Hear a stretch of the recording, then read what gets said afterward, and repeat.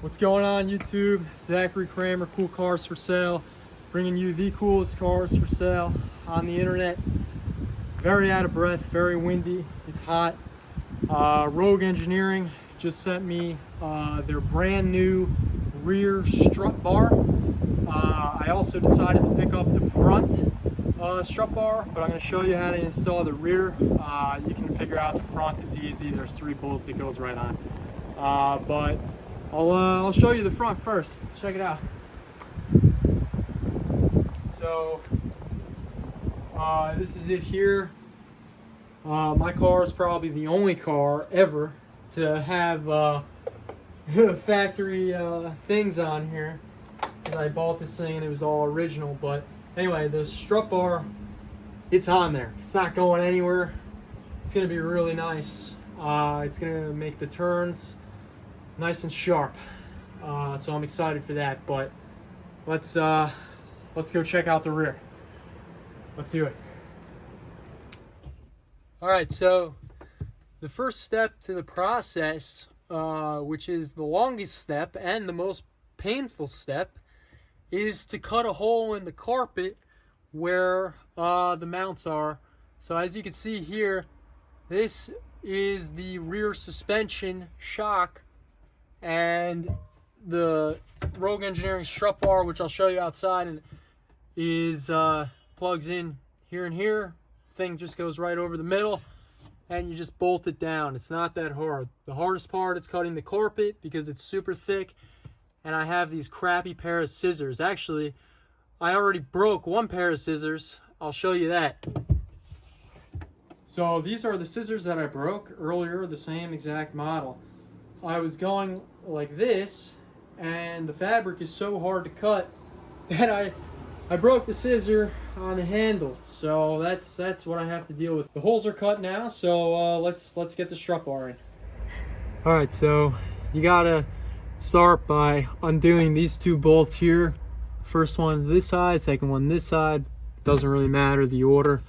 They are going to be in there pretty tight because this is obviously a suspension component. It's pretty important. So I suggest getting a much larger ratchet for this to get a little leverage. Not a breaker bar, it's not that hard, but definitely larger. And it's a 13mm bolt on there, and we're good. Just like to undo.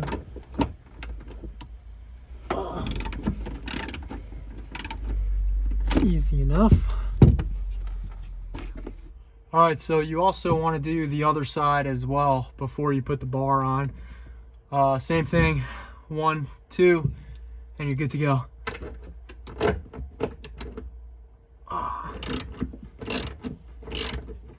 Got the nuts off, 2 on each side, all 4. Now we're gonna slip the bar on these 2 here, and the 2 on the other side here. Let's do it. All right, so the way it goes, which I just found out because I installed it upside down before. Well, you can actually, but I was attempting to. It goes this way, up. So get it on there, get it on there, and it goes right in, like so. There, and then there. And then you want to torque the 4 nuts down pretty good. So we'll do that now. So just put these 2 guys back on. I like to thread them in a little bit first. That one, and now this one over here.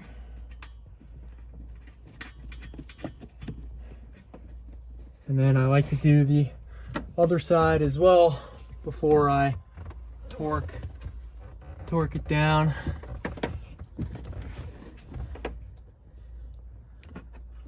Okay.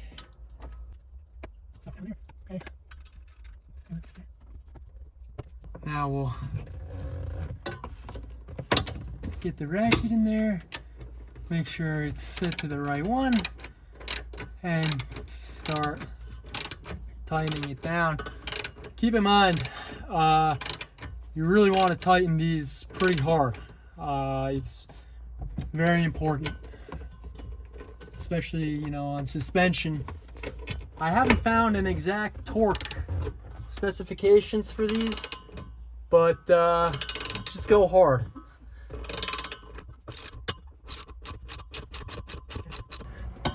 We'll do this side now too, same thing. Get it all the way tight. It's not working. It's so much. It's hot.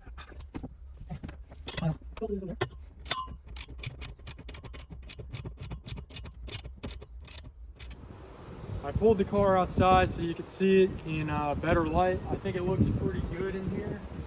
I mean, it's pretty nice. They did a TIG weld all the way around. It's pretty lightweight. And, you know, I'm not winning any awards for the cutting job I did of the carpet. I was the kid that did not color in the lines, as you can clearly see here. But for the most part, it looks pretty good. I don't think it's going to take up a lot of trunk space. I mean, I really don't put anything in the trunk of this car anyway. It's a track car, kind of. But we'll take it for a spin, and we'll do a quick review. So now that I'm not sweating profusely anymore, let's test this out. Let's go around a couple turns and see what she's got. I am on 100% stock suspension. My wheels and tires are also stock size and stock rims as well. So, you know, most people that do this type of mod have coilovers and things like that, but I like to drive my car on the street, even though I said it was a track car. It will one day be a track car, but right now it's for the street. So let's see how it does. Here's a little turn here. Alright. Definitely feels stiffer. It obviously is not going to take care of too much body roll on the stock suspension, but let's go around the bend here really hard and see what I can do. Oh, and I'm also running Michelin Super Sports PS4 S's, so very good tire. So let's do it. All right, here we go. Let's take this pretty tight. Oh wow, that's a bigger difference. Whoa. Okay. Wow. Okay. Wow. That was a much more significant difference than I was expecting. To be honest, that's pretty stiff. I was expecting more body roll, but wow. Okay. So Rogue Engineering front and rear strut mounts on a 100% stock E46 M3. I say it is definitely worth doing the mod. It will cost you a little bit of money, but I mean that was pretty awesome. That was nice and tight. I really enjoyed that. Something to note is that this is actually, at least the front and the rear, they're both one piece. You know, most aftermarket are 2 to 3 piece, and I know the OEM front strut brace is 3 pieces. So the one piece definitely gives it a lot more stiffness. It's definitely tighter around the corner. I mean, I'm pretty shocked, to be quite honest. And now what I'm going to do, because I took it for a test drive, is you want to make sure that the bolts are torqued down. You know, the suspension flexes a lot, the car flexes a lot. So when you put it on initially, it could still be a little bit loose without you knowing it, because once this body of the car flexes. So we will tighten it up, and that's it. That's my review of the Rogue Engineering front and rear strut brace. The rear strut brace was released last night. I happen to live in Jersey and pick it up today. Thank you for watching. Until next time, see you later.